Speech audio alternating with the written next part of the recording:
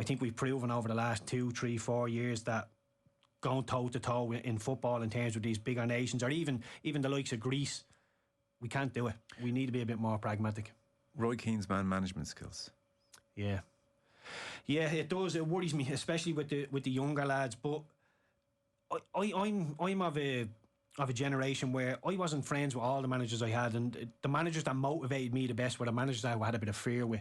Like with Sean Dyche, I loved the man. I would run through brick walls from him, but I also, if I wasn't playing well, I was a little bit fearful of what might happen in the dressing room. Not the fact that I would get punched around, but just letting the man down, or he might get a little bit physical with me. He never did, but it was just that little will he, won't he? And Mark Hughes, Graham Souness, all the ones that I thought I played well for had that little bit of fear. They injected a bit of fear into me, and Roy Keane would do that to players. He will make them run a bit more. When you're tired, you'll run through that brick wall for him. Whether it's fear or whether it's respect or love, if you can get players to do that, it really is invaluable. And I think he is a good man manager, but he was such an elite player that when somebody misplaces a 10-yard pass, he can't compute that, because he doesn't understand how a professional player can mispass a 10-yard pass. So I think he needs to soften his approach a bit, but if he gets a good coach, somebody he can go through rather than him having to go and nail people, I think it'd be brilliant. But there is times, because I think you're in the minority actually. Most people think no, he just can't change his spots. He is who he is.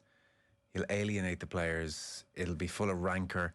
Now I take your point though as well. Like sometimes we talk about dressing rooms from the outside, and the reality is like it's a strange thing for you to say. Some people will say, oh well, that bit of fear and like that was good for me, and I can understand how people think, but that doesn't sound right. But I do understand in the world of a dressing room and in a football, it's not a normal workplace. This is high elite professional football, Joe. This is not Sunday league amateur stuff. You're supposed to be a little bit fearful. You're supposed to be afraid of letting your country down and letting your manager down. It's funny, I talked to someone who had experience at the O'Neill camp and the Kenny camp, and just they had a sense that, like a bit like that with O'Neill and Keane there, that there was an edginess and maybe not a happiness and a like, what are you going to do for me? This is a big game, and but by the time the game came, losing wasn't an option, and everybody was up to 11, and maybe there was